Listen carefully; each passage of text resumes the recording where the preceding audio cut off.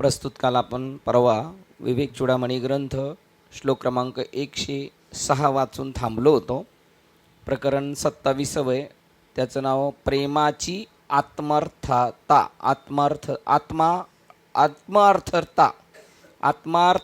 आत्मार्थता प्रेमाची आत्मार्थता प्रकरणाचं नाव आहे. श्लोक क्रमांक 106 फक्त वाचला होता आपण आणि थांबलो होतो. पुन्हा वाचूया. वस्तुविषय हे सुखकारक असतात कारण आत्मतत्व त्यांच्याद्वारा अभिव्यक्त होत असते म्हणून स्वतंत्रपणे नव्हे. शिवाय आत्मतत्व हे स्वरूपताच सर्वात प्रिय असते म्हणून आत्मतत्व हे नेहमी आनंद स्वरूप असल्याने त्याच्या वाट्याला कधीच दुःख किंवा संकट येत नाही. कोणाच्या? आत्म्याच्या. आत्मस्वरूप कसे आहे ते सांगतात. विषय वस्तू हे सुखकारक असतात का? तर त्यांच्याकडे ते स्वतःकडे सुख नसतं कारण आत्मतत्व त्यांच्याद्वारा अभिव्यक्त होत असते म्हणून. कोणताही विषय असू द्या, कोणतीही वस्तू असू द्या, त्याच्यातून जेव्हा आपण आनंद घेतो ती आपल्याला आनंददायक दिसतात. पण ते का आनंददायक दिसतात? त्यांच्यामध्ये जे ते तेज आहे, ते जे अभिव्यक्त होतं ते आत्मतत्व आहे. ज्या वेळेला आपण कोणत्याही विषयाकडून वस्तूकडून आनंद घेत असेल तर ती त्या वस्तूचा आनंद नसतो. तो आनंद कशाचा असतो? आपल्या आत्मस्वरूपाचा असतो. परंतु तो मार्फत कोणाच्या भेटतो? तर त्या वस्तूच्या मार्फत भेटतो. वस्तूत असतो का? नसतो. मिळतं आत्मस्वरूपाकडून पण दिसतं मात्र त्याच्याकडून. त्याच्यामध्ये स्वतंत्रपणे नव्हे, त्याच्यामध्ये स्वतः त्या वस्तूमध्ये आनंद देण्याचं सामर्थ्य नाही. त्याच्यामधून अभिव्यक्त होत असतं परमात्मा स्वरूप आणि त्याच्याकडून ते आपण मिळत असतं. पण आपल्याला असं वाटतं विषयाकडून भेटतं, वस्तूकडून भेटतं, पण वस्तूकडं स्वतंत्रपणे सुख देण्याची ताकद नसते. शिवाय आत्मतत्व हे स्वरूपता सर्वात प्रिय असते. सगळ्यात अगोदर सगळ्यात जास्त काय आपल्याला आवडतो? आत्मस्वरूप, आपलं स्वतःचं स्वरूप. आत्मस्वरूप हे सर्वात प्रिय. म्हणून आत्मतत्व हे नेहमी आनंद स्वरूप असल्याने त्याच्या वाट्याला कधी दुःख किंवा संकट येत नाही. एखादा मनुष्य बघा, त्याचं आत्महत्या बी करतो. आत्महत्या केल्याने कशातून तो पास होणार आहे? फक्त शरीरावर. मग त्यावेळेला तो स्वतःला म्हणतो मला हे नको आहे, मला हे दुःख पचवता नाहीत, मला हे अपयश पचवता नाहीत, मला ही समाजातली माझी झालेली मानहानी पचवता नाहीत, म्हणून मला सोडायचे. मग तो जो जातो ना त्याच्यातून, ते आत्मतत्व आहे. तो शरीरात गुंततो का तिथं? आणि नाश कशाचा होतोय? शरीराचा. आत्मस्वरूपाचा नाश नाही होत. म्हणजे आत्मा सर्वात प्रिय आहे. मग त्यावेळेला त्या शरीराचे त्याला आडनाव आलेले, शरीराची निंदा नालस्ती आली. तो म्हणतोय मला शरीर नको, मी त्याच्यापेक्षा वेगळा आहे, मला सेफमध्ये राहायचं, मला शरीरात नाही राहायचं. म्हणजे सगळ्यात जास्त प्रिय काय प्रत्येकाला? आत्मस्वरूप आहे. म्हणून आत्मतत्व हे आत्मतत्व हे नेहमी आनंद स्वरूप असल्याने त्याच्या वाट्याला कधीच दुःख येत नाही. बघा, शिवाय आत्मतत्व आत्मतत्व स्वरूपताच सर्वात प्रिय असते. ते स्वरूपाने सगळ्यात आपल्याला प्रिय वाटतं कारण ते स्वरूपाने तसंच आहे. आणि ते नेहमी आनंद स्वरूप असल्याने त्याच्या वाट्याला दुःख किंवा संकट येत नाही. त्याच्या वाट्याला दुःख किंवा संकट येत नाही. कोणाच्या? आत्मस्वरूपाच्या. जर आपण आत्मस्वरूप स्वतःला समजलं तर आपल्यासुद्धा संकट किंवा दुःख वाट्याला येऊ शकत नाही. परंतु आपण स्वतःला काय समजतो? देह समजतो, म्हणून आपल्या वाट्याला दुःख येतं.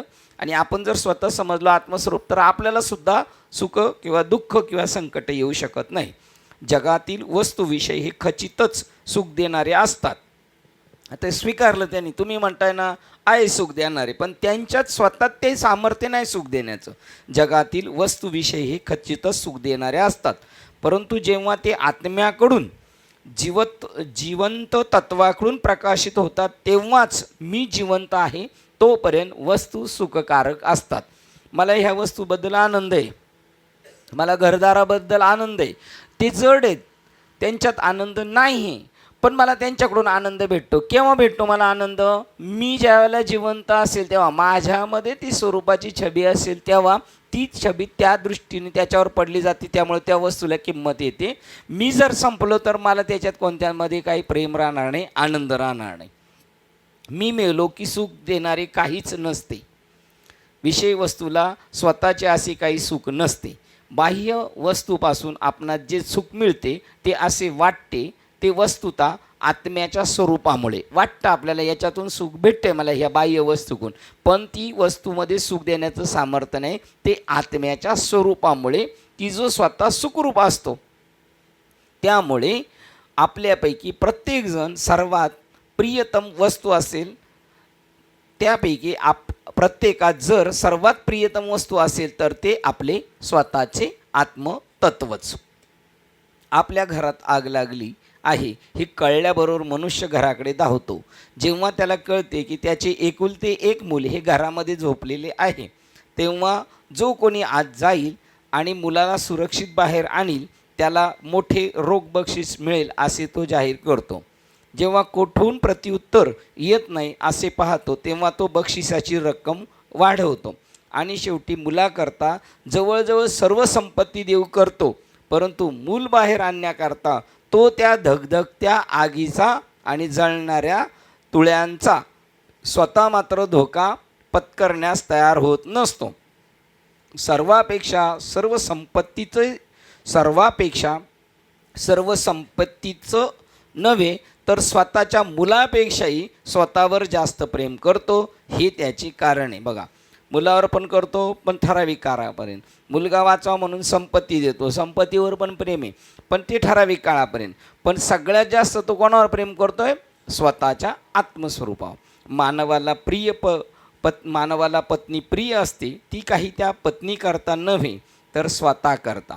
जोपर्यंत तुम्ही माझे सुख पाहता तोपर्यंत तुम्ही मला प्रिय असता, अशी त्यांची सर्वसाधारण वृत्ती असते.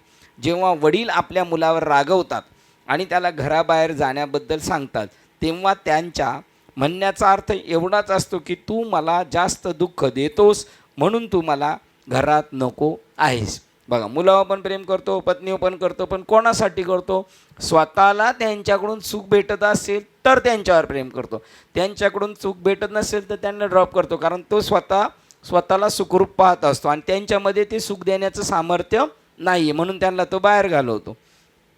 आत्मा खचितच सदैव आनंद स्वरूप असतो, तो सदानंद असतो.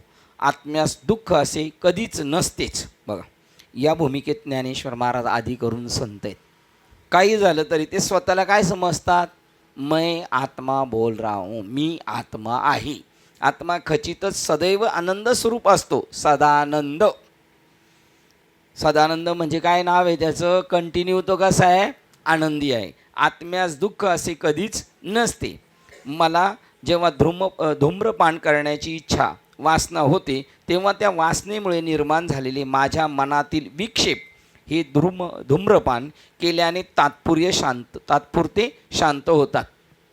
मागे पण आपण पाहिलं होतं, जर आपल्याला असं वाटतं मला सुख पाहिजे आणि मग सुख कुठून भेटेल? बा, ह्या व्यक्तीपासून मला हे सुख भेटू शकतं असं जेव्हा किंवा ह्या वस्तूपासून भेटते. आणि जोपर्यंत ती वस्तू भेटत नाही तोपर्यंत अंतःकरण कसं असतं? आपलं विक्षिप्त असतं.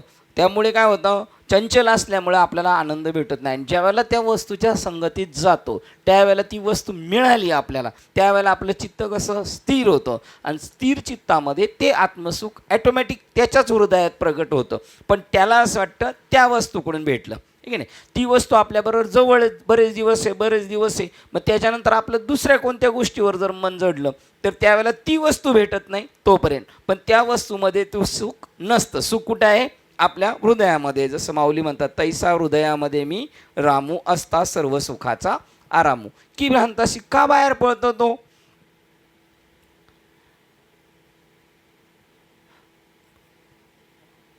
त्या वासनेमुळे. बघा, मला जेव्हा धूम्रपान करण्याची इच्छा वासना होते तेव्हा त्या वासनेमुळे निर्माण झालेले माझ्या मनातील विक्षेप हे धूम्रपान केल्याने तात्पुरते शांत होतात. आणि म्हणून मी म्हणू लागतो की जेव्हा मी धूम्रपान करतो तेव्हा मला सुख वाटते. मी मूर्खपणाने समजूत करून घेतो की सुख हे सिगारेट ओढण्यात आहे, म्हणून मी सुखाचा अनुभव पुन्हा पुन्हा यावा म्हणून त्या सुख देणाऱ्या वस्तूमागे धावत असतो. कुत्रा हाड चघळत अधिक सुखावतो, ते काही त्यास मांस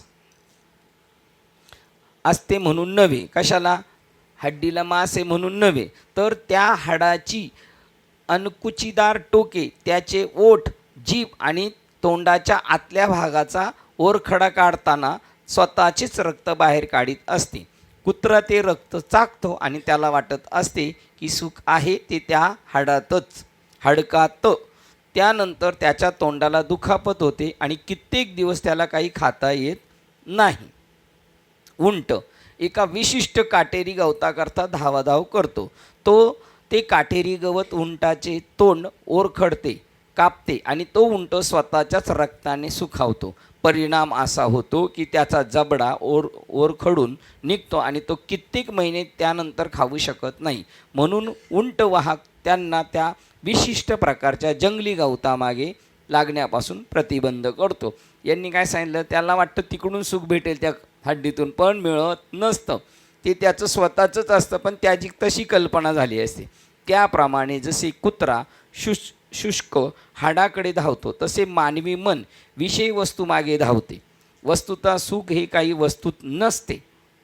विषयी वस्तू जेव्हा प्राप्त होते आणि त्या वस्तूकरता निर्माण झालेले मनोविक्षेप विराम पावतात, तेव्हा आपल्यामध्ये उद्भूत होणारा शुद्ध परमानंद आत्मा जाणीव तत्व यामध्ये तो असतो.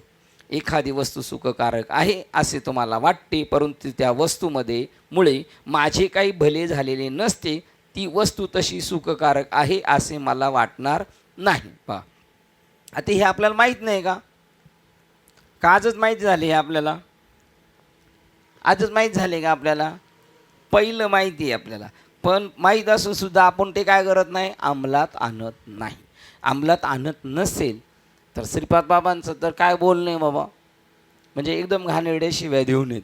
मग आपले जुने महात्मे लोक बोलतात, बाबा जे शिव्या देत होते ते बाहेरच्या समाजाला शिव्या देत होते, है की नाही? त्यांना काय घेणं होतं त्यांच्याशी? तुम्ही आणि मी जो टाईम खर्च करतोय त्या टाईमचं जर काही फल भेटत नसेल तर मग कशाला करता तुम्ही? आता बापरे, किती घाणेरड्या शिव्या आहेत, आणि त्यांना दुसऱ्याला द्यायची काय शिव्या गरज आहे? पण आपल्याला असं वाटतं दुसऱ्याला देतात म्हणून आपण हसतो, आपला वेळ बरबाद होतो. आत्मता ही ज्याला कळालं नाही का? व्यवहारात कळालेले, पण ज्यावेळेला दुर्योधनाकडे भगवान कृष्ण जायचे त्यावेळेला भगवान कृष्णांना तो त्यांच्या आसनावर बसायचा, पाद्यपूजा करायचा आणि त्यांना काय काय हवं आहे ते द्यायचं. तेव्हा ते म्हणायचे, तुला पटते का मी देवे? म्हणले हो, मला सगळं कळतंय, पण मला काय होत नाही, वळत नाही, हे की नाही?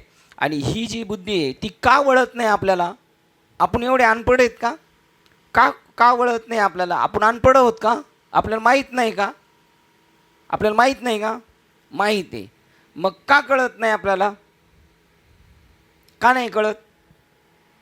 आपण अनपढ नाही, आपल्याला सगळं माहिती आहे, तरी पण आपण का कळत नाही? आपल्याला कळत नाही. आपण तेच का करतो पुन्हा? मग कारण मागचं कर्म असे, तो आदतचे मजबूर आहे, त्याचं बाप भाग्य कैसे न सरेची कर्म, आणि त्यामुळे न कळेची वर्म. त्यावेळेला ते सुचणं आणि आकलन होणं हे त्यावेळेला त्याच्या गतीवर असतं, पण त्याचं कर्म शिल्लक असल्यामुळं तो ते स्वीकारू शकत नाही. किती लोकांना माहिती आहे, आता त्या तंबाखूच्या पुढे, सिगारेटच्या पुढे त्याच्यावर लिहिलेलं आहे काय, हे तुम्हाला हानिकारक आहे, माहीत नाही का त्यांना दाखवलं तरी, परंतु ते आदतने मजबूर आहेत, म्हणजे त्याच्याशिवाय ते राहू शकत नाही. आत्मतत्वाचा हा महान आनंद सदा सर्व काळ मनोविक्षेपामुळे मिळत नसतो. बघा, आपल्या मनाचे विक्षेप असतात त्यामुळे तो मिळत नसतो. विक्षेप म्हणजे आत्म्यामध्ये अंतर्भूत असलेले सुख आणि बाह्य जग यामधील जणू प्रतिबंधक भिंत होय. इच्छित वस्तूच्या प्राप्तीने वासना निर्मिती विक्षेपाचा शेवट होतो आणि जाणीव तत्वाचा तो प्रकाश मनाच्या पाठीमागून डोकावतो. आपल्या विवेकबुद्धीच्या अभावी तो आनंद प्राप्त करून घेतलेल्या वस्तूमध्ये आहे असे आपणास वाटते. का वाटते आपल्याला त्याच्यातून आनंद भेटतो असतं? आपला विवेक तिथे जागा नसतो. आणि जर ते फिटच झालं आपलं मज हृदयी आहे ना, म्हणून विशेषात त्या दरु विवेकावर असलं तर बरं. मज हृदय सद्गुरू म्हणजे काय? म्हणजे आपण संप्रदायाच्या विद्येशी त्याला कनेक्ट आहोत, त्याच्या जवळ असलं तर असं होणार, हे नाही. जाणीव तत्वाचा प्रकाश मनाच्या पाठीमागून डोकावतो. आपल्या विवेकबुद्धीच्या अभावी तो आनंद प्राप्त करून घेतलेल्या वस्तूमध्ये आहे असे आपणास वाटत असते. वस्तुतः तो त्या वस्तूत मुळीच नसतो, परंतु ती जर माझ्या संपर्कात येईल तर ती मला सुखी करते. या आत्म्यामुळे आत्मतत्वामुळे आपल्यामधील प्रत्येकजण आपल्या स्वतःकरता जास्तीत जास्त सुख मिळवण्याचा प्रयत्न करीत असतो. सुखा लागे करसी. बरं, कोणालाच वाटते सुख नको, सगळे सुखासाठी आहेत, पण सुख कुठे आहे हे माहीत नाही.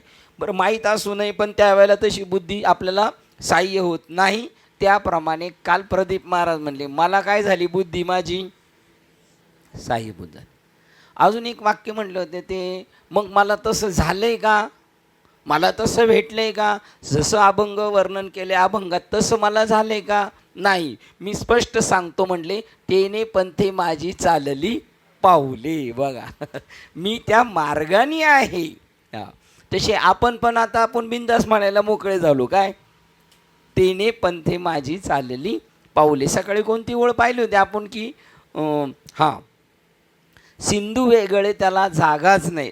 ते पाणी त्या समुद्रा गंगेला मिळाल्यानंतर डळमळीत करत ते पळत असतं. पण ते कुठं पळत असतं, आता नाही आहे ते सिंधूला मिळालेलं, सागराला मिळालं, पण आता त्याचं शेवटचं गंतव्यस्थान काय, तो तिथे मिळणारच आहे. ठीक आहे. आपण प्रत्येकजण तरफडतोय सुख मिळवण्यासाठी. आणि केवढं मोठं दुर्दैव आहे, कळून सुद्धा जर वळत नाही. म्हणजे किती आपलं कर्म असेल बाबा बाबा हे म्हणून बाप भाग्य नसरेची कर्म, म्हणून आपल्याला ते कळत नाही. सर्वसाधारणपणे प्रत्येकाला सुख हवे असते, परंतु सुखाचे मूळ नक्की कोठे आहे हे कोणीच जाणत नाही. म्हणून प्रत्येकजण विषय वस्तू मागे धावतो. ठीक आहे, आता यांनी जे बनवलेलं ना त्यांच्या पुढे हे आपण बसलेले तर आता नाही. या श्लोकाच्या दृष्टीने ते आपल्याला बोलतात असं नाही. सर्वसाधारणपणे प्रत्येकाला सुख हवे असते, परंतु सुखाचे मूळ नक्की कोठे आहे हे कोणीच जाणत नाही. हे खरं आहे का आपल्यासाठी? कोणी जाणत नाही का सुखाचं मूळ कुठे आहे? माहिती झालं का नाही आपल्याला?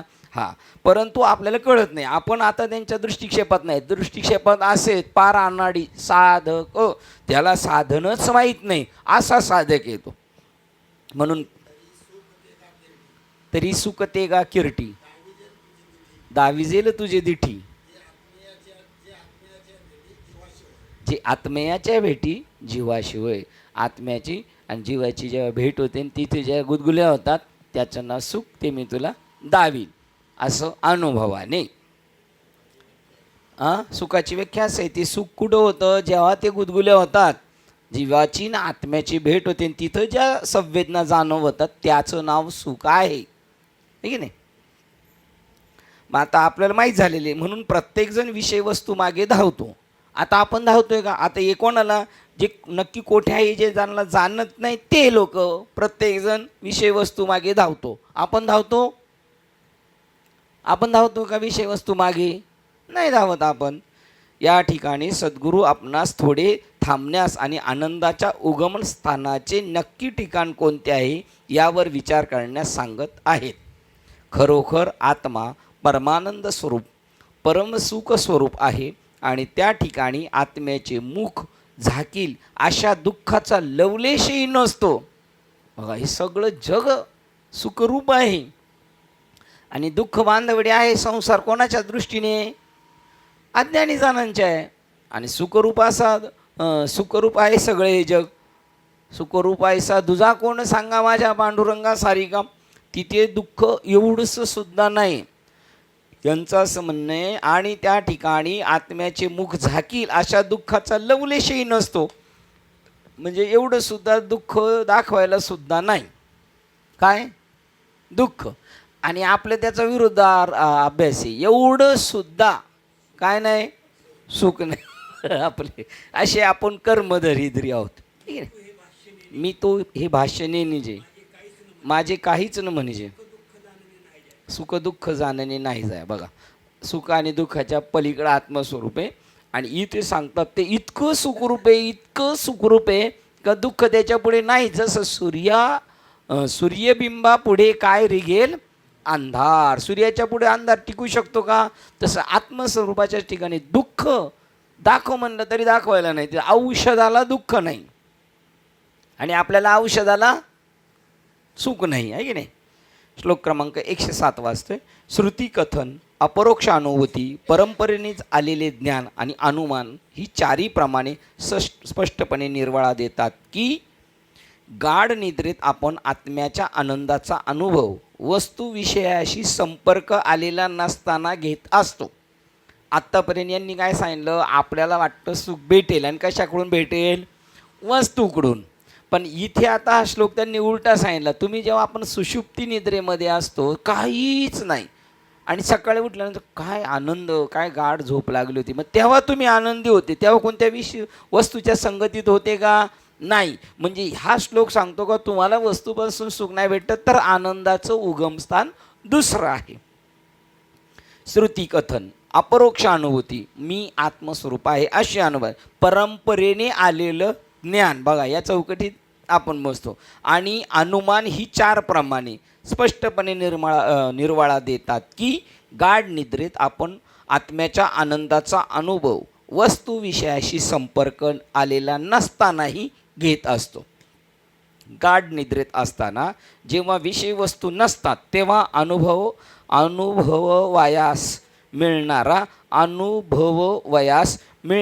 आनंद हा आत्म्याचा आनंद असतो, आत्मानंद असतो. बघा रोज आपण त्याच्या संगतीत आहे, रोज झोपतो जेव्हा गाढ निद्रेमध्ये असतो त्यावेळेला तो आत्म्याचा आनंद असतो, त्यालाच म्हणता आला असतं आत्मानंद आहे. पण तो सकाळी परत उठला का गायब होतो आणि त्याला परत काय वाटतं, झोपल्यामुळे, हे की नाही.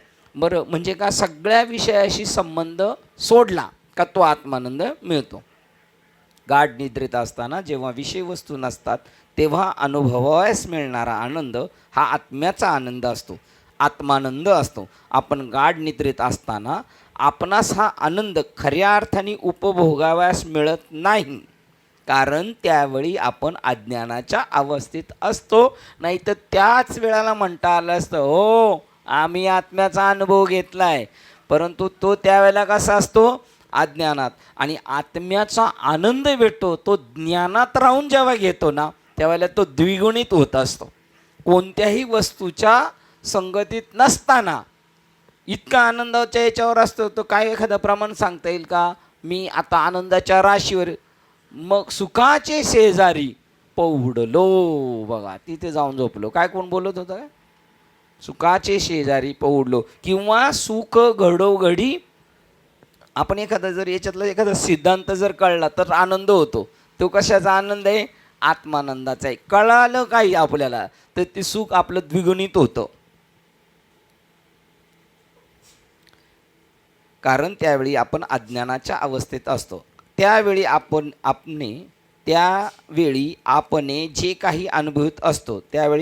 जे काही अनुभवित असतो ते म्हणजे सर्व दुःखाचा अभाव. बघा दुःखाचा अभाव आहे का, मग तिथे सुख आहे, म्हणजे कशाची स्मृती नाही. इंद्रिय, मन, बुद्धी यामुळे दुःख निर्माण होतात. कशामुळे दुःख होतात, इंद्रियामुळे, मनामुळे आणि बुद्धीमुळे दुःखे निर्माण होतात. ही उपकरणे गाढ निद्रेमध्ये उपलब्ध नसतात, ते पण झोपलेले असतात. म्हणून त्यांच्यामुळे जी दुःखे एरवी निर्माण झाली असती ती निर्माण होत नाहीत. विषय वस्तू त्या ठिकाण, म्हणून मन हे गेले विलया ब्रह्मानंद माझारी, मन तिथे गेलं. चित्त तुझे पाय रूपा, डोळा रूपाचे ध्यान, अखंडित मुखी नाम तुमच्या. जेव्हा चित्त त्या चित्तामध्ये गडून जातं, काय प्रमाण आहे का, चिंतन चित्ताला लावी मनाच्या मनाला. मग चिंतन करता करता चित्त चैतन्य स्वरूप होतं, म्हणजे चित्त शिल्लक नाही, मन शिल्लक नाही, बुद्धीसुद्धा नाही. बुद्धी पूर्णपणे तिथे जाऊन आंधळी होती, शांत होते बुद्धीचे डोळे काय, बुद्धी एकदम शांत होऊन जाते, किंवा त्या आत्म्याला ती बुद्धी भेटून देते आणि ती तिथं गायब होती.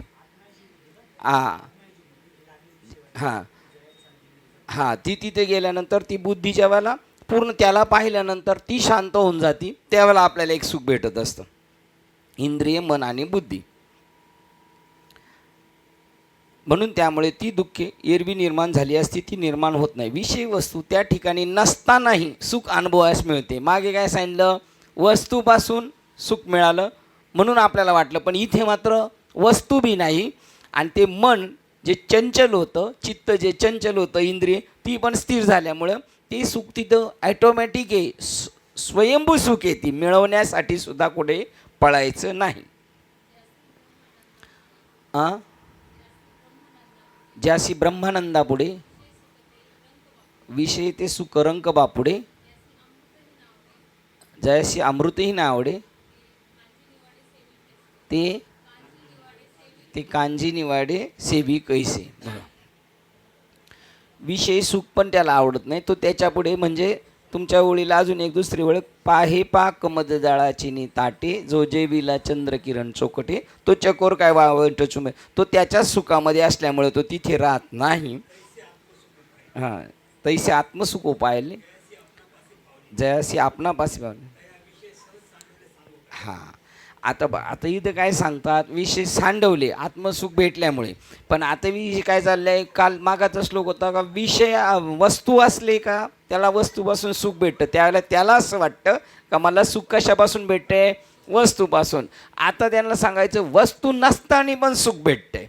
परत अजून एक त्याच्यातला बारकाव सांगितला, मन तुमचं अस्थिर असतं, वस्तू मिळाल्यानंतर मन स्थिर होतं, त्यामुळं तुम्हाला वाटतं तर मनाच्या अस्थिरतेमध्ये आत्मसुख हरवलं जातं आणि मन जेव्हा स्थिर होतं तेव्हा आत्मस्वरूप प्रगट होतं.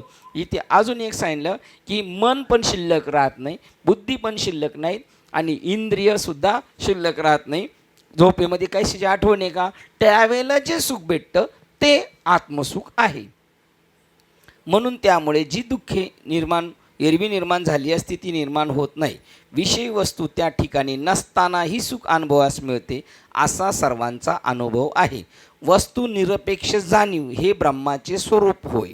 बघा, वस्तू निरपेक्ष जाणीव ही ब्रह्माचे स्वरूप आहे. गाढ सुषुप्तीमध्ये वस्तुरहित्य असते, परंतु ते दिव्य तत्वाची जाणीव मात्र नसते. बघा, जे वस्तू निरपेक्ष जाणीव, वस्तूच्या कोणत्याही पेक्षा वस्तूची संगतीच नाही, वस्तूच त्याला माहीत नाही, अशा वस्तू नसताना जो आनंद भेटतो ते ब्रह्मतत्वाचं स्वरूप आहे. आणि इथं काय होतं आहे, वस्तू रहित आहे, त्याला त्या वस्तूची काही जाणीव नाही गाढ झोपेमध्ये, म्हणून ती दिव्य तत्वाची जाणीव मात्र नसते. नाहीतर आपल्याला रोज झोपेमध्ये आपण सकाळी उठल्या असतं काय म्हटलो असतो, मी आत्मस्वरूपाचा अनुभव घेतला. पण वस्तूबद्दल कोणती पण जाणीव नाही, वस्तू असू नये त्याच्याबद्दल त्याच्याकडून काय घेणं देणं नाही. त्यावेळेला जो अनुभव घेतो ते आनंद आहे, त्याला ते ब्रह्माचं स्वरूप आहे. आणि इथं वस्तू नाहीत म्हणून आनंद आहे, आणि तो पण जागेवर नाही. वस्तू कोणत्या नाहीत, मन नाही, बुद्धी नाही, आणि अजून काय सांगितलं, गाढ अज्ञानामुळे कोणत्या वस्तूच्या संगतीत नाही. त्यामुळं तेच आनंद सारखाच असला तरी तो ब्रह्मस्वरूपाचा आनंद नाही. शरीर, मन, बुद्धी ही गाढ निद्रेत कार्य करीत नाहीत. त्यावेळी आपण आपल्या वासनासहित अज्ञानाच्या खोल विवरात निद्रिस्त असतो. जणू ससा बिळात लपतो तसा. अनुभव उपकरणांना जरी आपण मागे ठेवलेले असले तरी आपण अविद्येत कारण शरीरात असतो, म्हणून त्या कारणाकरता आपणास ओम म्हणजे शुद्ध चैतन्य म्हणजे काय हे अनुभवणे शक्य होत नाही. कधी, गाढ निद्रेमध्ये, सुषुप्ती अवस्थेमध्ये. आनंद तसाच आहे पण तो अज्ञानातला आहे, आणि इकडे जो भेटतो तो ज्ञानातला आहे. जेव्हा ते दुःखरहित्य अनुभवले जाते त्याला आनंद म्हणतात. बघा, तेव्हा जे दुःखरहित्य अनुभवले जाते त्याला आनंद म्हणतात. सुषुप्तीमध्ये अनुभवलेला हा आनंद काही अशा गाद्या गिरद्यांमुळे किंवा थंड वातावरणामुळे किंवा गतकालाच्या परचक्रामुळे नसतो, तो आत्मानंद असतो सुषुप्तीमध्ये. कोणत्या वस्तूपासून नाही मिळालेला. इकडे आनंद कधी भेटतो आपल्याला, दुःखरहित्य असतो त्यावेळेला. मग त्यावेळेला तो दुःखरहित्य असतो, परंतु कोणत्या वस्तूकडून मिळालाय का, नाही. म्हणजे त्याच्या चित्ताची विक्षिप्तता थांबलेली, त्यावेळेला तो आनंद होतो. तो सुषुप्तीतला आनंद आहे, आणि तो मात्र गाद्या गिरद्यांनी झालेला नाही. तोही आनंद कशाचा आहे, आत्मानंदाचा आहे, पण ते त्याला कळत नाही. श्रुती असे कथन करतात, आणि हे स्पष्ट आहे की या सर्व लोकांचा प्रत्यक्ष अनुभव आहे हे मान्य करणं ही लोकांमध्ये पद्धत झालेली आहे. निरीक्षणाने आणि अनुमानाने त्याची खातरजमा पण करून घेता येते. आपण स्वतः अनुभव घेतलं तरी आपल्याला प्रत्येकाला त्याचा अनुभव आहेच आहे. आपल्याला सकाळी उठल्यानंतर जे फ्रेश वाटतं त्यावेळेला काय होतं, तै शरीर भावना असती. कधी? इंद्रिय विषयी विसरती. कधी? हां हां तिथं जै सोमभाव प्रतीती होय ते नाही, तै शरीर भावना असती, इंद्रिय पण विषय विसरती. जै सुषुप्तीत झोप लागलेली असते तेव्हा आहे की नाही. मग त्यावेळेला जरी तो आनंद भेटला सारखाच असला तोच आनंद आहे, पण याला तो कळत नाही, कारण हा आता पूर्ण अज्ञानात आहे. म्हणून हा अज्ञानात आहे म्हणून नाही भेटत. हो, हा अज्ञानात आहे, झोपेत अज्ञानात आहे. आणि तिकडं कुत्रा जागेपणात पण अज्ञानातच होता. काय आनंद भेटत होता त्याला, पण त्याला कशातून आनंद भेटत होता वाटला? हड्डीतून, वस्तूतून. आता वस्तू रहित आनंद आहे असं त्यांना सांगायचं. पलटी झालं. पण हा सुषुप्तीमध्ये अनुभवलेला हा आनंद काही अशा गाद्या गिरद्यांमुळे किंवा थंड वातावरणामुळे किंवा गतकालाच्या पराक्रमामुळे नसतो, तो आत्मानंद असतो असे श्रुती कथन करतात. आणि हे स्पष्ट झालेले आहे. हा सर्व लोकांचा प्रत्यक्ष अनुभव आहे, आपला प्रत्येकाचा. ते मान्य करणे ही लोकांमध्ये पद्धत झालेली आहे. निरीक्षणाने आणि अनुमानाने त्याची खातरजमा पण करून घेता येते. असं गाढ सुषुप्तीमध्ये अनुभवाला जाणणारा गाढ सुषुप्तीमध्ये अनुभवला जाणारा पाहिजे, जाणारा हा आनंद म्हणजे दुसरे काही नसून शुद्ध जाणीव तत्वाची दूरची भव्यता आणि त्याची निष्कलंक तेजस्विता होय. कधी? गाढ झोपेमध्ये सुद्धा तोच आनंद आहे. एरवी त्याला ब्रह्म आनंद म्हणता आला असता, पण तसं नाही म्हणतात. हे सर्व प्रमाणे आपणास मान्य करण्यास भाग पाडतात.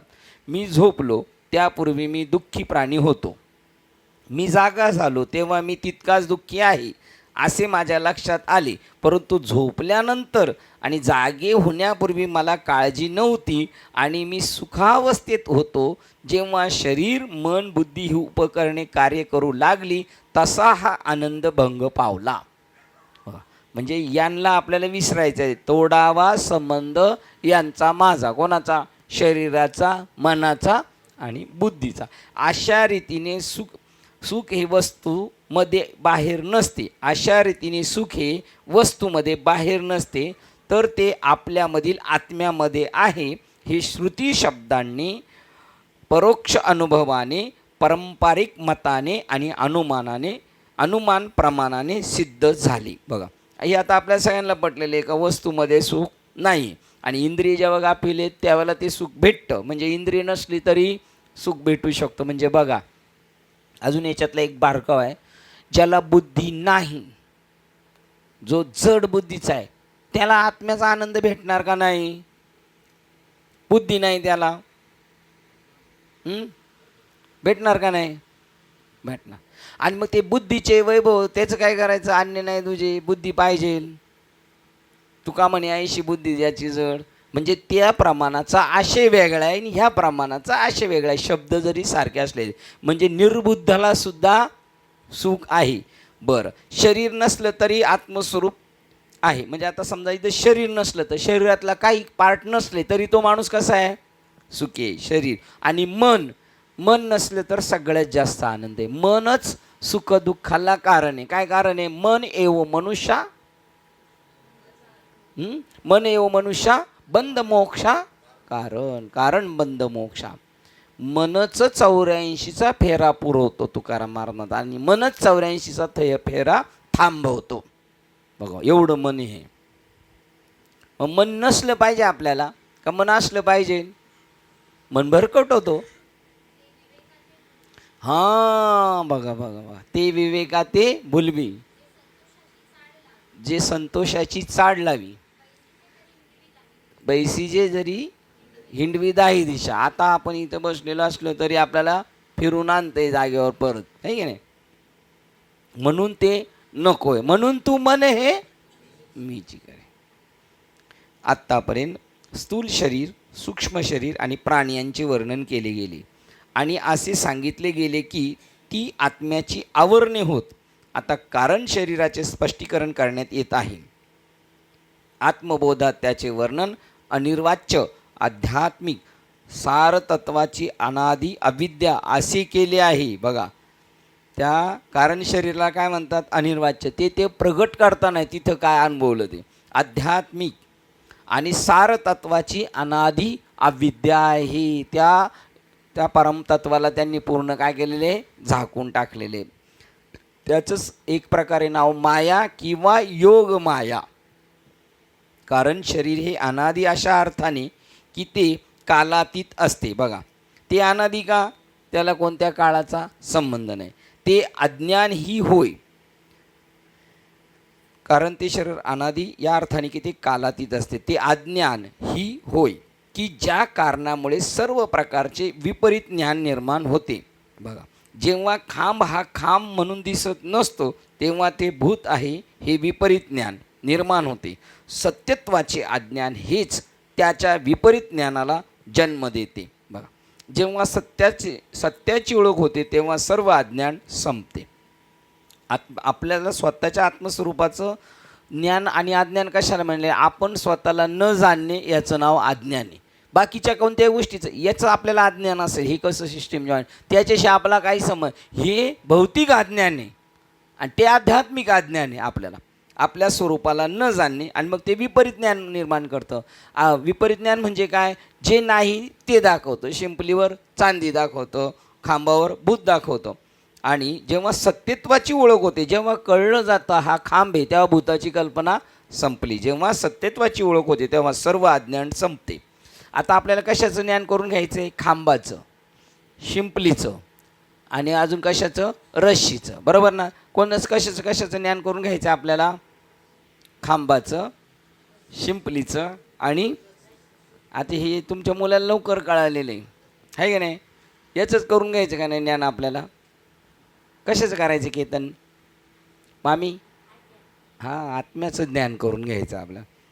आत्म्याचं म्हणजे कोणाचं, प्रत्यक्ष आपलं स्वतःचं. वा, पुढे उदाहरण दिले बघा.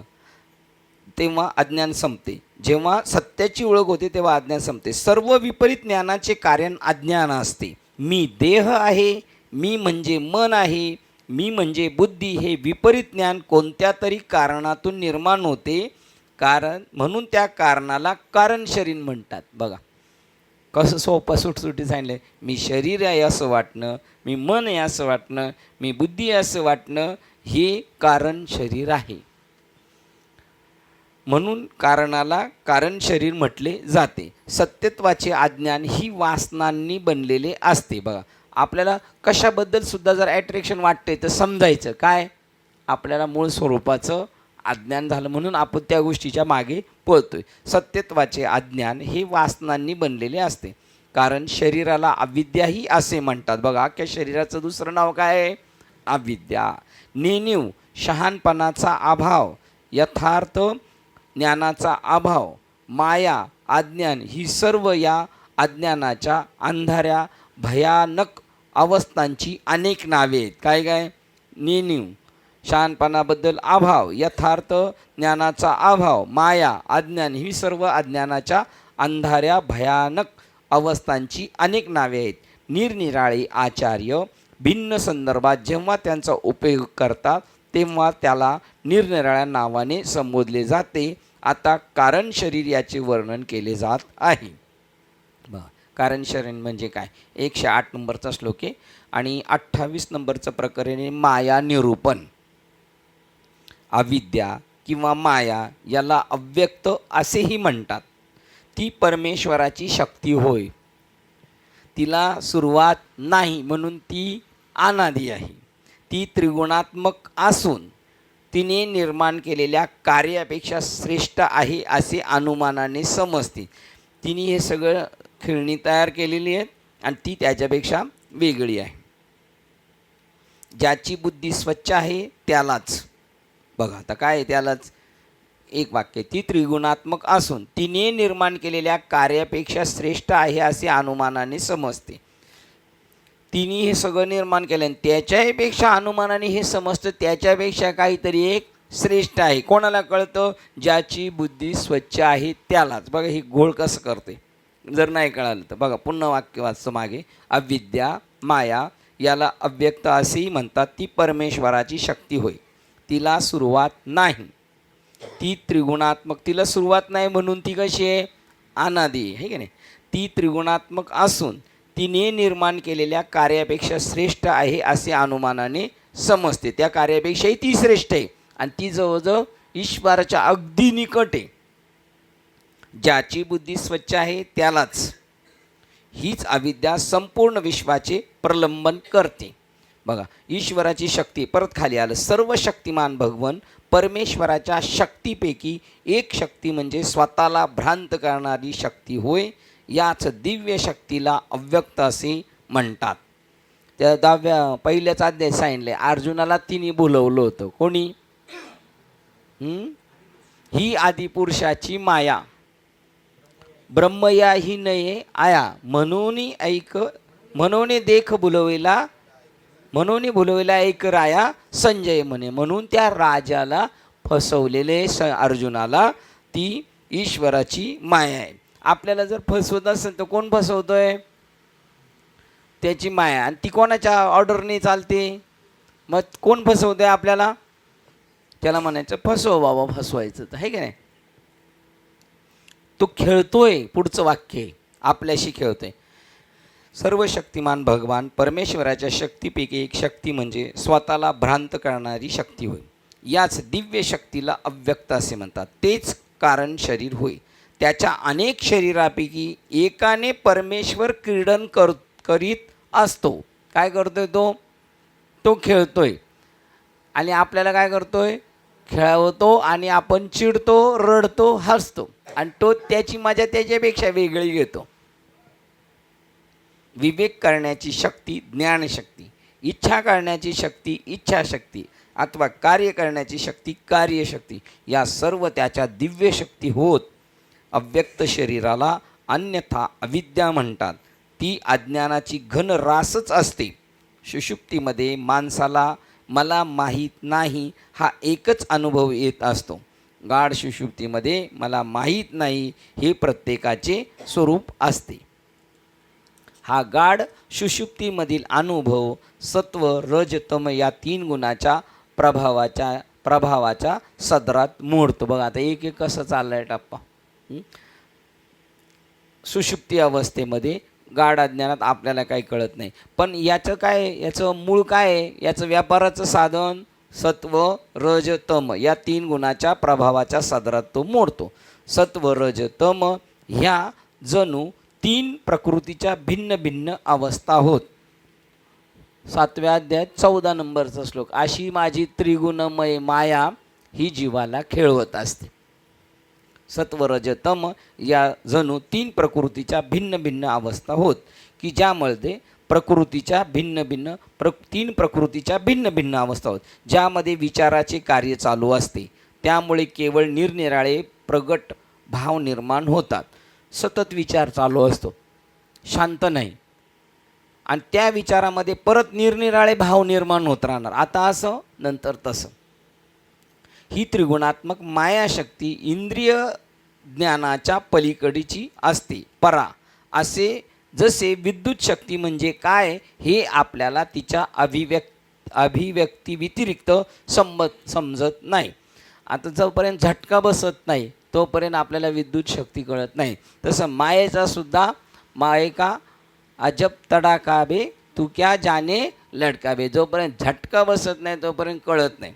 जसं आणि झटका बसायचं म्हणून कसा झटका असतो म्हणून नारद मुनी म्हटले, देवा माया कशी असते सांग. ते म्हणले आंघोळीला गेला तर लगेच तो किती झाला? नारदाची काय झाली? नारदी. आणि त्याला किती मुलं झाली? 60 खंडी, बरोबर का? नाही 50 का 60 आहे ना? चालते, थोडं मागं पुढे हिसाब झाला तर चालेल तसं. आणि परत आंघोळीवरून वर आला, परत शांत झाला, तो म्हणला मला माया जाणायची. बघा आता आपल्याला अपेक्षाच करायची गरज नाही जाणायची म्हणून. आपण रोज तिचा नित्य अनुभव घेत आहे ना, आणि हे आपल्याला तिच्या अभिव्यक्ती व्यतिरिक्त समजत नाही. तसे त्याचे कार्य फक्त गोचर होत असते. झटका बसतो पण लाईट दिसत नाही. तसं आपल्याला त्या कारणामुळं गोचर झालं का झटका बसला का कळतं. जेव्हा व्यक्तीमध्ये एखादी वृत्ती व्यक्त होते तेव्हा फक्त सांगता येते की त्याच्या वासना अमक्या अमक्या प्रकाराच्या आहेत. दिवस लेखी बोटी आर्त कंठी वाट पाये म्हणल्यानंतर समजायचं याला काय, याची वासना काय झालेली, आता दिंडीला जायचं, याला सात्विक अवस्था आहे. तो म्हणतो आता जत्रेला जायची, कपडे बिपडे घ्यायचे, म्हणजे समजायचं त्याप्रमाणे ती व्यक्त झालेली दिसते. म्हणून त्यांना पुरेशी सूक्ष्मबुद्धी आहे, त्यांनाच फक्त मायाशक्ती तिच्या कार्यावरून अनुमानाने समजते. आता मायाशक्तीसुद्धा कळायला किती पाहिजे, बुद्धी, पुरेशी बुद्धी पाहिजे, आहे का नाही? त्यामुळे बघ त्यांना कळणार.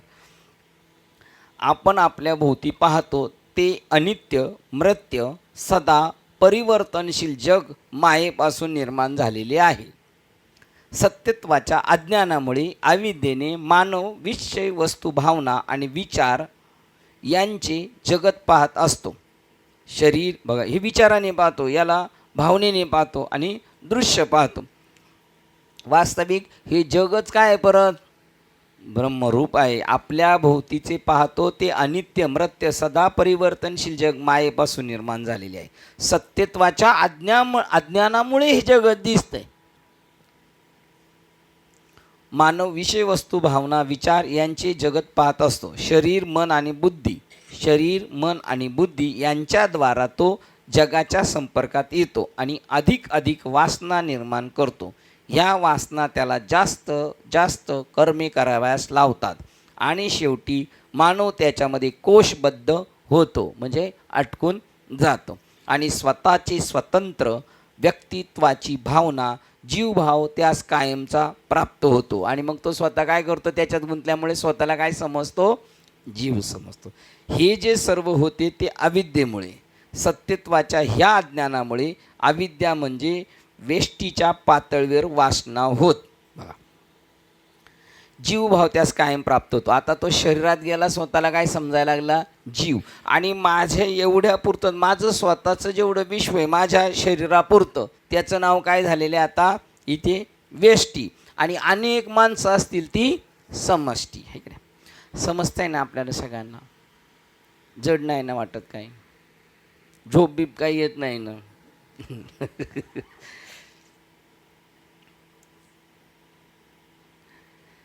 अविद्येमुळे, सत्यत्वाच्या अज्ञानामुळे, अविद्या म्हणजे वेष्टीच्या पातळीवर वासना होत. प्रत्येकाच्या एक शारीरिक वासना आहेत, प्रत्येकाच्या एकेकाच्या वेगळ्या, आणि सगळ्या जगांच्या पण ज्या सगळ्यांच्या मिळून एक वासना होती, ती पण वासनाच आहे.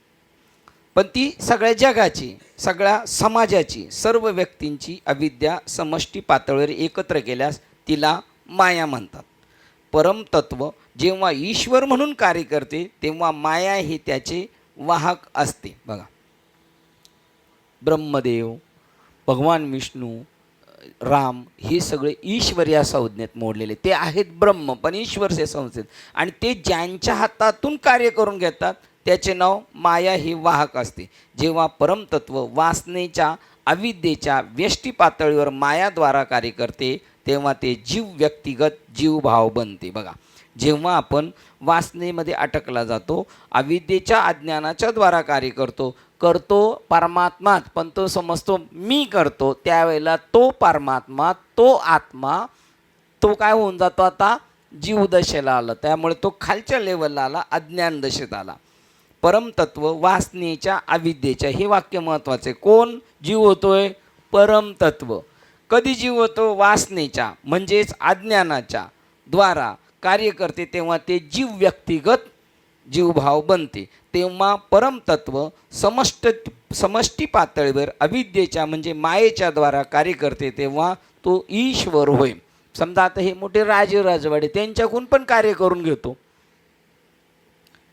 ते समष्टी पातळीवर झालेले, ती मायेचं कार्य, आणि इकडं हे जीवभावाचं कार्य. प्रत्येक व्यक्ती आपल्या भोवती स्वतःच्याच अविद्येमुळे मनाच्या द्वारा स्वतःचे असे एक जग निर्माण करीत असते. प्रत्येक व्यक्तीचे असे जग एकत्र केल्यास समष्टी जग निर्माण होते. प्रत्येकाचं आपलं स्वतःचं एक जग आहे आणि सगळ्यांचं मिळून पण परत जग आहे, आणि ह्या सगळ्याच्या जगाला काय म्हणतात? समष्टी. आणि आपल्या स्वतःच्या जगाला वेष्टी, आपल्या भावनेला, विचारांना. जग एकत्र केल्यास समष्टी जग निर्माण होते, ज्याला आपण विश्व किंवा जगत म्हणतो. म्हणून एकूण जगत, विश्व हे समष्टी वासनांच्या, ज्याला अन्यथा माया म्हणतात, त्याच्या समष्टीमानाने त्याच्या समष्टी मनाने समष्टीद्वारा व्यक्त होत असताना निर्माण केलेली असते.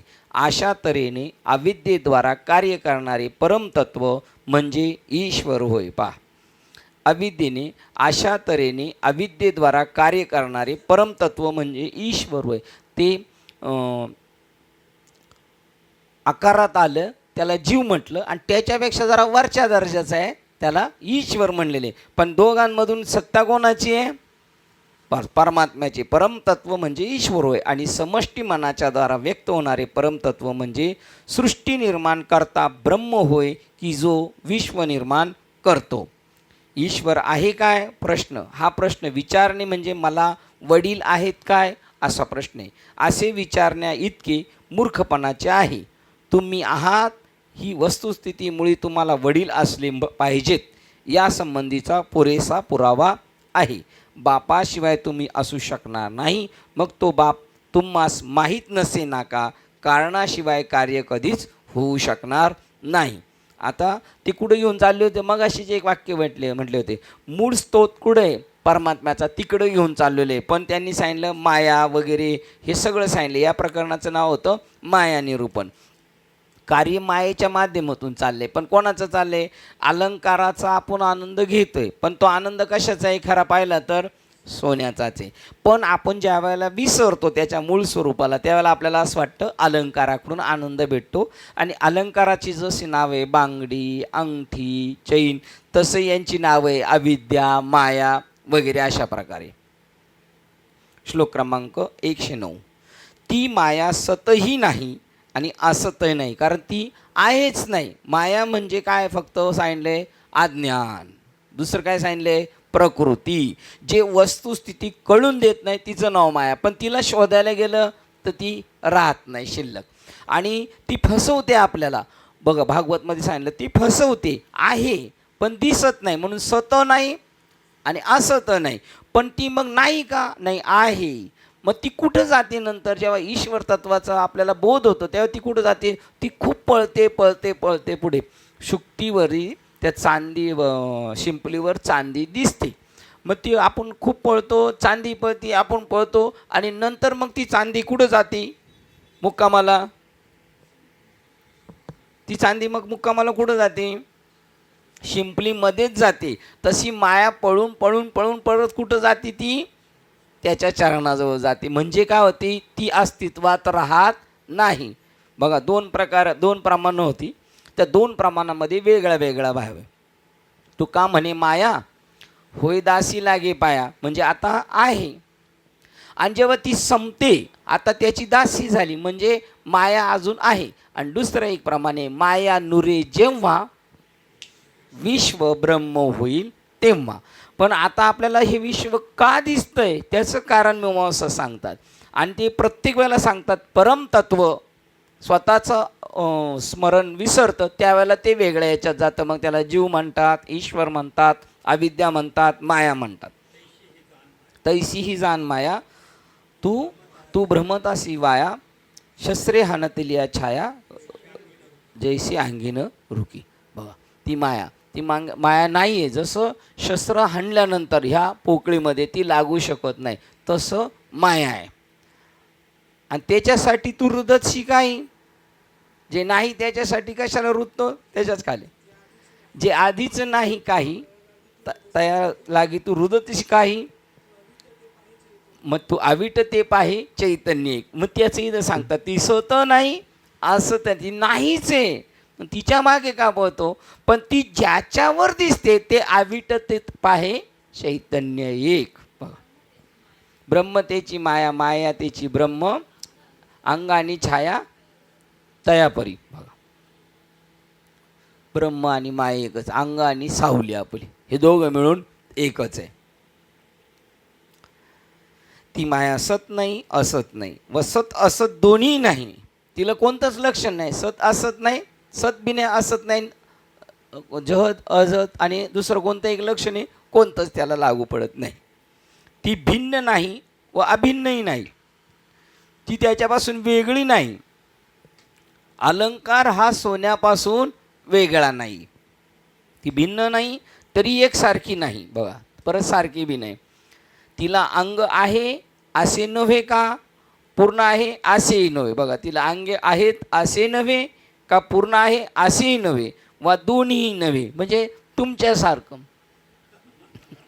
ती अतिशय आश्चर्यकारक परंतु शब्दाने वर्णन करण्या पलीकडे आहे.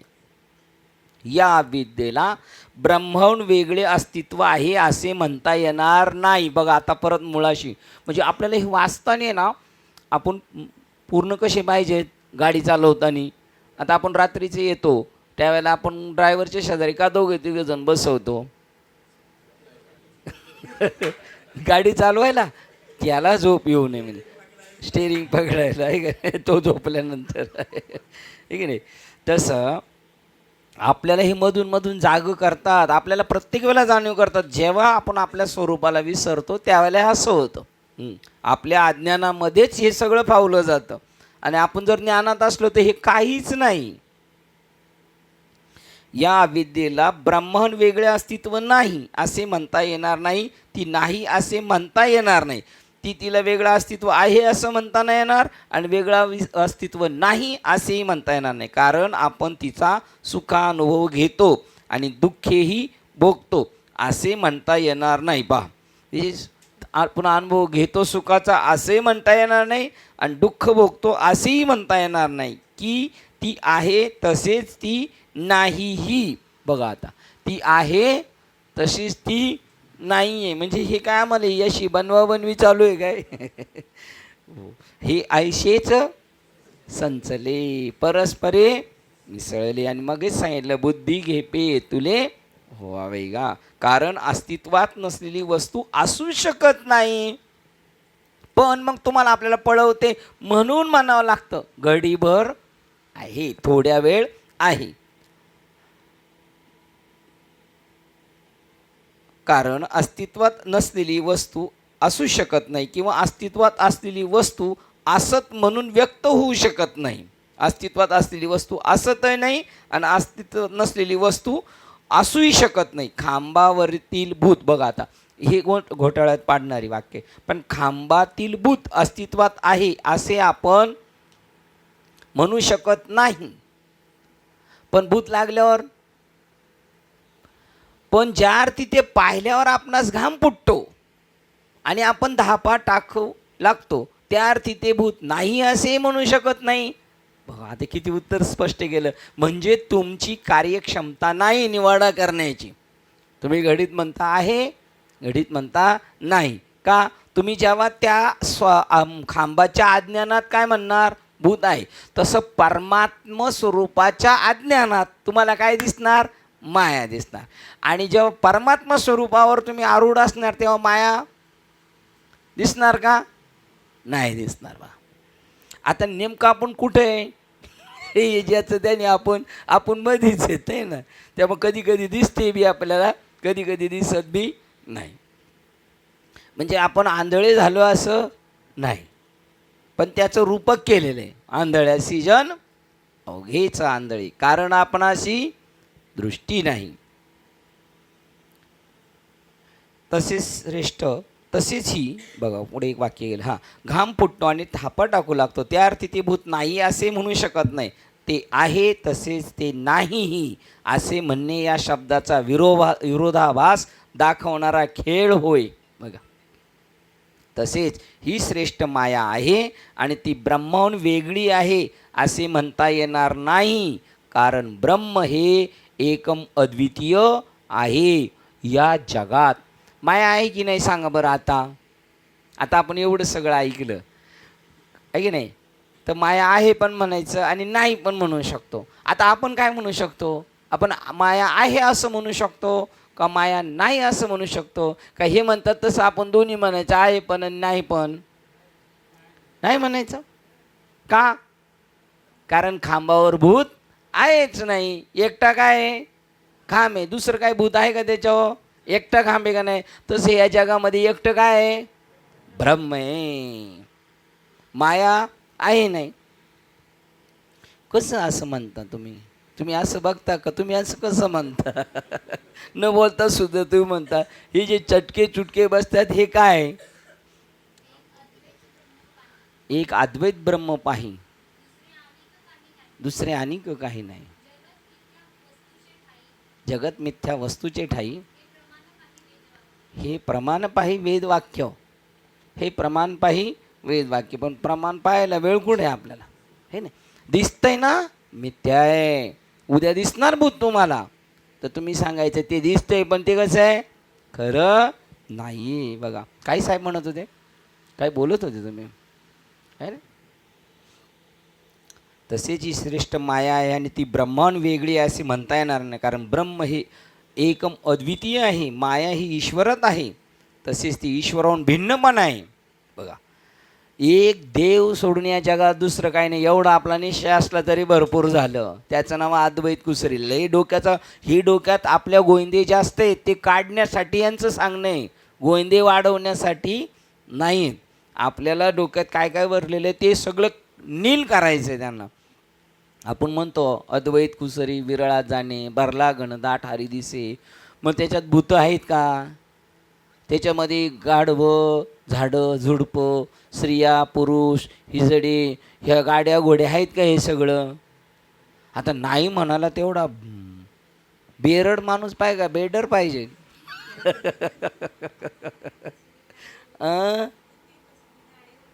मृत्यूपासून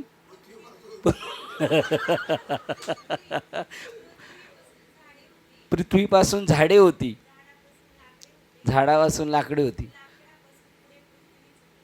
लाकडापासून पुढे पृथ्वीच होय. हे कशातले दाजबोधातले असे असे बरोबर. ज्ञानेश्वरीची ओळखीची वाटाणी. मला असं वाटलं असंच तुम्ही बोलताय काय ठरून काय आले.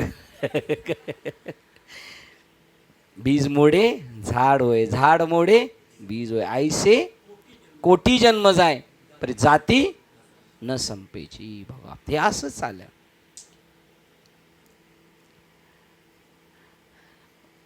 माया ही विश्वरात आहे, तसेच ती ईश्वराहून भिन्न आहे असे म्हणणे म्हणजे सुद्धा शब्द संज्ञांचा विरोधाभास होय. पक्का जो झालं ना, हे काहीच नाही, तुम्ही काही सांगा त्याला मग काहीच नाही. काही घडली घटना तरी तो म्हणेल काहीच नाही.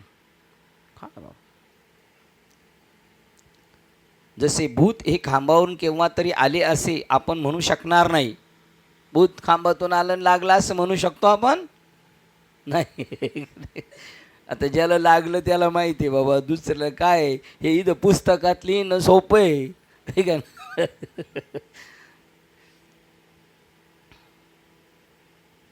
आणि भूत नाही म्हणून अंगाऱ्यावर जाते, ते फक्त अंगाऱ्यावर जाते, हे का नाही. असतं तर अंगाऱ्यावर गेलं असते, लगेच गेलं ते. बरं अंगारा ती येड्या बाबळी जाळून आणलेलं आहे, त्याचा अंगारा केलेला आहे. ते काही चंदनाचे सुद्धा नाही, ठीक आहे ना. काटे कपटी जाळले त्याच्या आणले फूक मारल्यावर गेलं. असे आपण जसे भूत एक खांबावर केव्हा तरी आले असे आपण म्हणू शकणार नाही, तसेच त्यांच्यात विभाग आहेत आणि त्यांचे भाग नाहीत. बघा, त्यांचे विभाग आहेत आणि त्यांचे भाग नाहीत असेही आपणास म्हणता येणार नाही, कारण तोही एकमेकांना रद्दबद्दल करणारा विरोधाभास होईल. म्हणजे तुम्हाला माहिती आहे ना, त्यांच्यात भास आणि विरोधाभासपणे. म्हणजे जरी खांबावर भूत दिसलं तर ते नेमकं कोणतं भूत आहे बुवा, त्याची नावं वेगवेगळी आहेत का हो. काय नाव आहे मी नाही तुम्हाला आठवलं वाटतं एखादं नाव? नाही असं. आणि ते आता सांगत नाही नाव, नाही तर घाबरतील रात्रीचे. आणि ते संपूर्ण अर्थहीन होईल.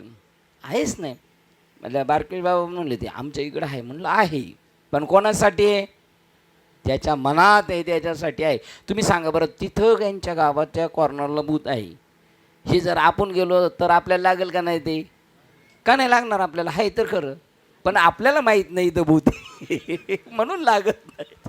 ज्याला माहिती आहे त्यालाच लागते, ज्याला माहीत नाही त्याला लागत नाही. ते म्हणते हे काय ओळखीचे, ते ओळखीच्या माणसालाच धरतं बरोबर. आणि ते संपूर्ण अर्थहीन होईल, कारण विद्येचे कधीच ज्ञान होणार नाही. बघा, आणि मग अविद्या म्हणजे काय आहे? बघा, ते विरोधाभास आहे. विद्येचे ज्ञान नाही, अविद्येचं ज्ञान कसं दाखवता येत नाही ना. ते तिच्याबद्दल आपण जास्तीत जास्त ते काय म्हणू शकू ते म्हणजे ते एक महान आश्चर्य आहे. बस काय नेमकं कळत नाही, पण काहीतरी आहे असं महान तिला फक्त अनिर्वचनीय असे म्हणता येईल. काही नसल्यामुळं काही बोलताच येत नाही ना पक्क, त्याचं नाव अनिर्वचनीय.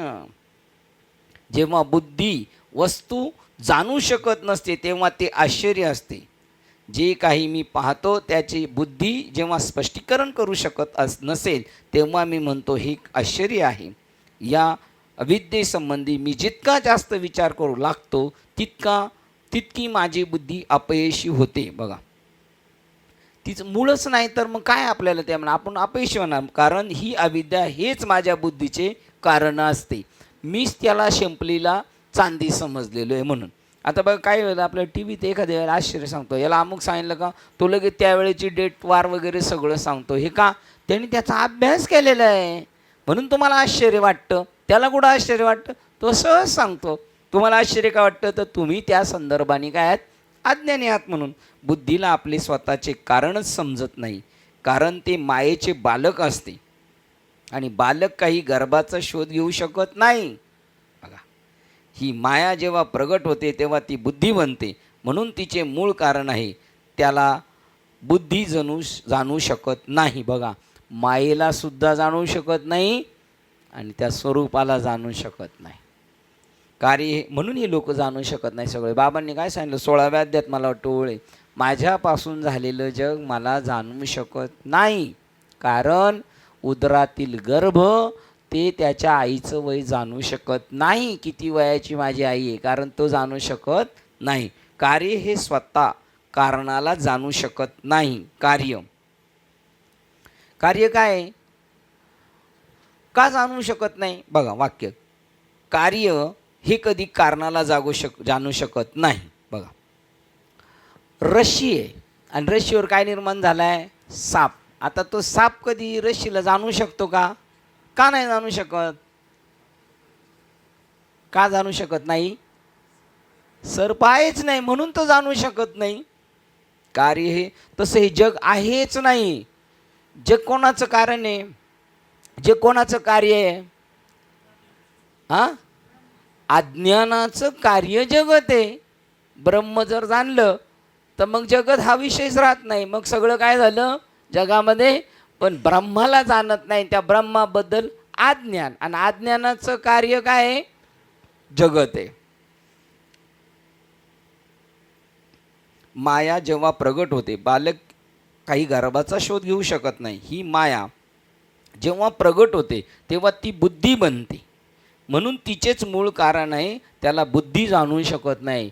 मायेचं जग, अज्ञानातून माया, मायेतून स्पंदन बुद्धी, हे असे ते तसे.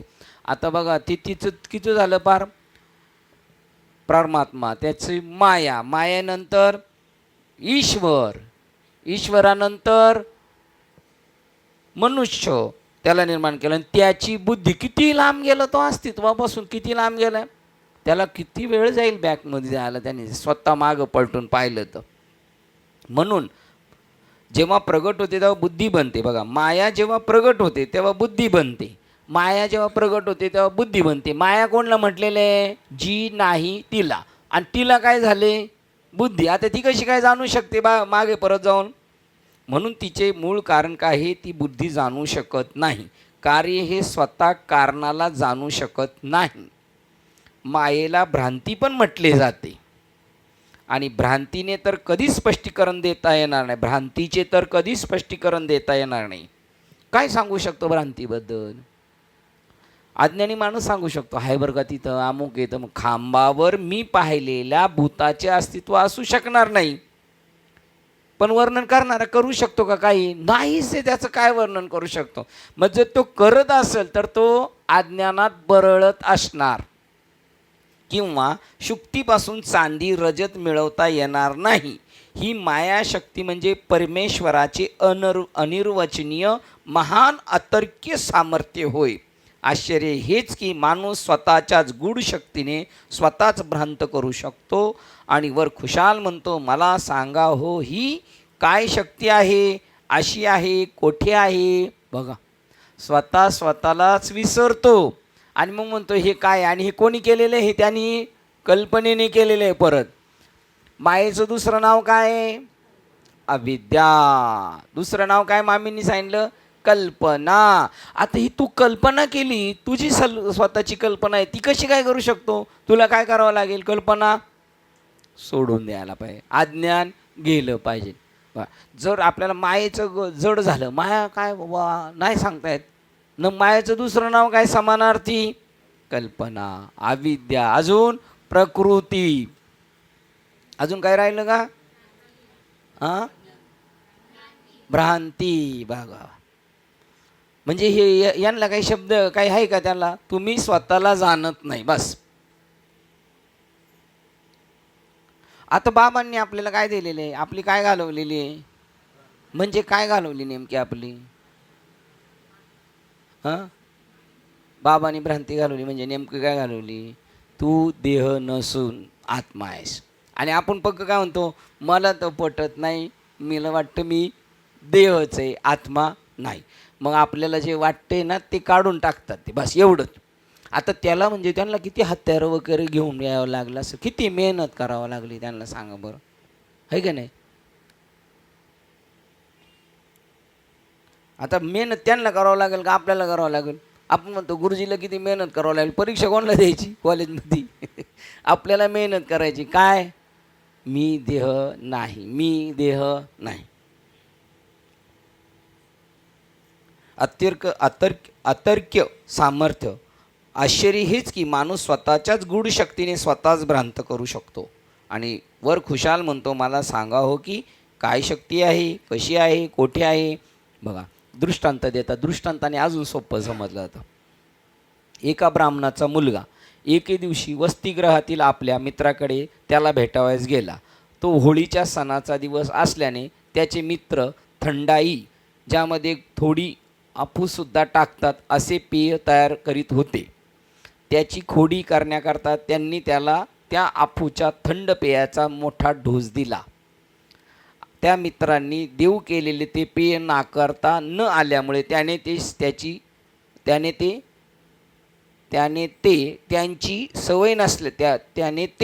त्याची सवय नसल्याने घटाघटा पिऊन टाकले. तेव्हा अफूचा अंमल त्याच्यावर सुरू झाला. तेव्हा त्याला घरी जावेसे वाटले. तो एकटा जाऊ शकणार नाही असे त्याला वाटल्यावरून मला घरी न्या, मला घरी न्या असे तो ओरडू लागला. आता तो त्या अंमली पदार्थाच्या पूर्ण परिणामाखाली असल्याने तो आणखी मोठ्याने रडू लागला. मला घरी न्या, मला घरी न्या अशी त्याची रडू लागल्यामुळं काय झाली, त्याची अवस्था झाली त्याची. त्यानंतर एका मित्राने त्याला सहानुभूती दाखवली. त्याने त्याला घरी नेले. कोणी? मित्राने. बाबाने आपल्याला सहानुभूती दाखवली आणि आपल्या घरी नेली. आणि जाता जाता आपण मग म्हणत गेलो, बाई बाई जाते मूळच्या घराला, आहे की नाही? त्यानंतर एका मित्राने त्याला सहानुभूती दाखवली. त्याने त्याला घरी नेले आणि बिछाण्यावर झोपवले. आपण कोठे आहोत त्याची त्याला कल्पना नसल्याने मला घरी न्या असे त्या मुलाने ओरडणे चालू ठेवले. कुठे? बिछाण्यावर. त्याच्या घरी बी नेले तरी पण ओरडणे चालू आहे. त्याचे अर्थहीन ओरडणे ऐकून त्याचे आईबाप त्याच्या बिछाण्याकडे धावले. तो आपल्या घरीच आहे असे त्यांनी त्याला सांगण्याचा प्रयत्न केला आणि मग लगेच त्याला ते पटलं आणि बोलायचा बंद झाला, आहे का नाही? तो बोलतच राहणार. त्याला जाऊ शॉक देणार ना तेव्हा त्याला पटणार, तोपर्यंत नाही. परंतु त्या मुलाची बडबड बरळणे थांबेना. यामध्ये काहीतरी खोडी आहे याची शंका आल्याने पित्याने त्याच्या मित्रास विचारणा केल्यावर तो अफूच्या अंमलाखाली आहे असे त्याच्या लक्षात आले. त्यांनी नंतर थोडे ताक, की जे त्याच्यावर अति उपाय असते म्हणून ते त्याला प्यायला दिले. ताक प्यायल्यावर तो मुलगा थोड्याच वेळाने शुद्ध येऊ लागला. तथापि मला घरी न्या हे त्याचे ओरडणे चालूच होते. मला घरी न्या असे ओरडत आपण आपल्याच बिछाण्यावर लोळत आहोत याची थोड्याच वेळात त्यास जाणीव झाली. तो घरीच असल्याने त्याला तसे ओरडण्याची मुळीच गरज नव्हती. म्हणून आपण किती मूर्ख होतो हे त्याला क्षणार्धात समजले. त्याला समजले, त्याच्याशी काय आता आपल्याला काय टेन्शन राहील. त्याला समजले म्हणजे आपला कार्यक्रम संपला, आता आपली टाईम झाली. त्याला समजले म्हणून त्याने ओरडणे थांबविले आणि त्यानंतर शांतपणे झोपला.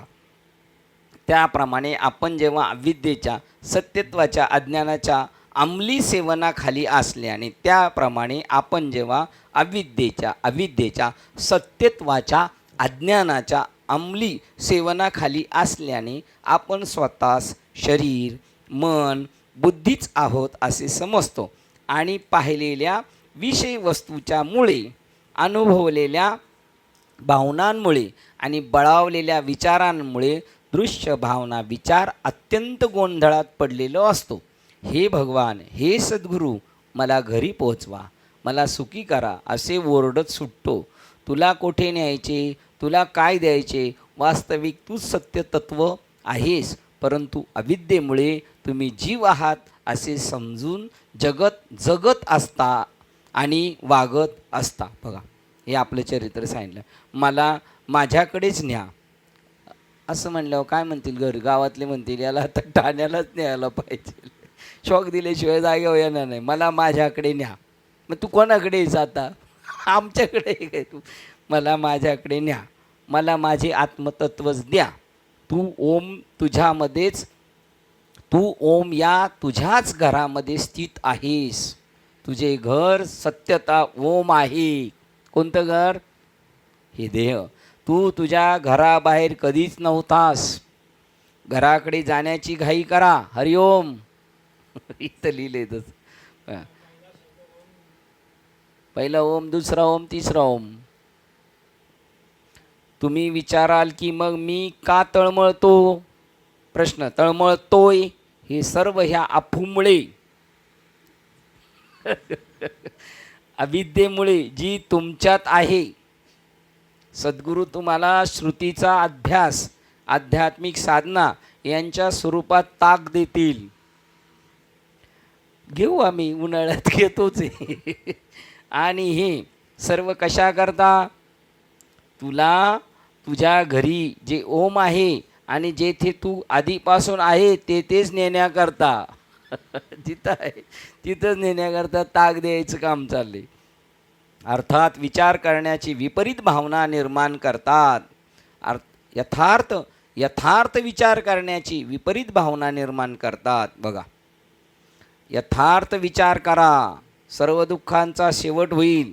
जो ग्रंथ आपणास यथार्थ विचार करावयास आणि यथायोग्य विवेक करण्यास शिकवतो, तो हा विवेक चूडामणी, विवेकाचा चूडामणी होय. बघा, बाकीचे ग्रंथ कसे आहेत? ते आपल्याला भरकटवणारे आहेत. तुम्ही एक काम करा, तो कोणता महिना आहे तो? अधिक महिन्यामध्ये जर दिवा ब्राह्मणाला दिला, दिवा जेवढा मोठा दिवा देईल तेवढा, मग तुम्ही स्वर्गात जात असताना अंधार असला तर तो दिवा तिथं काय करतो? उजेड पाडतो. म्हणजे तुम्हाला स्वर्गाकडे घेऊन जाणार आहे. पण हा मात्र तुम्हाला आत्मस्वरूपाच्या राशीवर बसवणार आहे. आपल्याकडे 8 मिनटं आहेत. 110 नंबरचा श्लोक वाचतोय. अद्वय शुद्ध ब्रह्मप्राप्तीने मायेचा नाश करता येईल. घरी कधी जाणार? बघा, अद्वय शुद्ध ब्रह्मप्राप्तीने मायेचा नाश करता येईल. जसे रज्जु ज्ञानाने सर्पभ्रांती दूर केली. बघा, अद्वय शुद्ध ब्रह्मप्राप्तीने मायेचा नाश करता येईल. जसे रज्जु ज्ञानाने सर्पभ्रांती दूर केली जाते. आता आपल्याला अद्वय शुद्ध ब्रह्मज्ञान मिळालेले आहे का नाही? मिळालेले का नाही आपल्याला अद्वय शुद्ध ब्रह्मज्ञान? आता काय आपल्याला मायेचं आहे का काही? आहे का काही स्पर्श? बिलकुल नाही आपल्याला.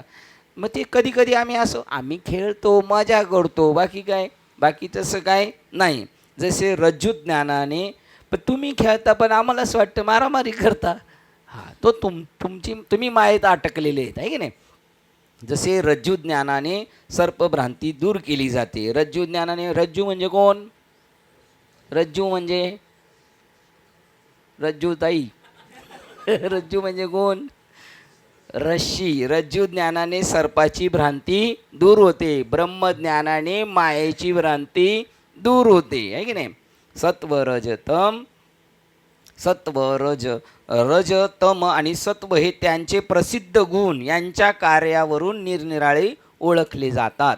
एकम अद्वितीय शुद्ध ब्रह्माच्या अपरोक्ष अनुभूतीने भ्रांतीची ही महान शक्ती नाहीशी करता येईल. बघा, एक ब्रह्म आपण आहोत असं, मी ब्रह्म आहे असं जाणणार, त्याच वेळेला ती जाणार. असे सर्पविषयीचा, जसे सर्पविषयीचा भ्रम जी रज्जू त्या भ्रांतीमुळे असते, तिच्या ज्ञानाने नाहीसा होऊ शकेल. बघा, त्या रज्जूचं खरं ज्ञान झालं, रश्शीचं का सर्प मारावं लागेल की नाही? आहेच नाही, मग मारायचं कशाला? जेव्हा सत्य अधिष्ठानाचे अज्ञान संपते, तेव्हा त्याने निर्माण केलेल्या भ्रांतमय वस्तू, ज्याला विपरीत ज्ञान म्हणतात, त्याही संपतात. मग आता सांगा, ही माया बिया कोणी निर्माण केली? आपण केली, अजून मामाने जवळ आणली. पण कशामुळं वाटले आपल्याला असं? अजून बरं, अज्ञानामुळं वाटली, बरोबर आहे. मागे काहीतरी कल्पना मागच्या जन्माची होती म्हणून. पण कशावर वाटली? आता बघा बरं, तेच चालले. कशावर वाटली? ब्रह्मसत्तेवर वाटली. ती सत्ता माहीत नसल्यामुळे हे वाटलं, आहे की नाही. जेव्हा सत्य अधिष्ठानाचे अज्ञान संपते, तेव्हा निर्माण झालेल्या भ्रांतमय वस्तू, ज्याला विपरीत ज्ञान म्हणतात, त्याही संपतात. रश्शीचं ज्ञान झाल्यावर साप मेला. जेव्हा सत्यत्वाची ब्रह्माची अनुभूती येते, आणि बाबांनी काय सांगितलं, रश्शी ओळखून दिली, साप मेला, आणि आपण घाबरलो कोणाला होतो? सापाला. मग आता तुमचा साप मारल्यामुळं मला काय देणार का नाही? तुम्ही दर वेळेला तुम्ही भेटले काहीतरी देऊ आम्ही तुम्हाला, आहे का नाही. कारण तुम्ही काय केलं? सर्प घालून टाकला, आहे की नाही. जेव्हा सत्यत्वाची ब्रह्माची अनुभूती येते, तेव्हा मी म्हणजे देह, मी म्हणजे बुद्धी, मी म्हणजे मन. आणि खरं सांगू का, तसेच बाबा पाहिजेत. कसे? साप मारला का नाही, मग काही देणार का नाही? आपण आपला हप्ता नील केला म्हणजे काय, आपल्याला अभ्यास करायची गरज. उलट जो हप्ता देतो ना, तो निश्चिंत राहतो, आणि जो हप्ता नाही देत त्याच्यावर लटकती तलवार राहते, आहे की नाही. मी म्हणजे देह. जेव्हा सत्यत्वाची ब्रह्माची अनुभूती येते, तेव्हा मी म्हणजे देह, मी म्हणजे बुद्धी, मी म्हणजे मन, ही भ्रांती पण संपते. जसे रज्जू ज्ञानाने सर्प भ्रांती संपते. आता आपल्याला वाटणार का शिंदे आपण देह म्हणून? वाटणार का आपल्याला?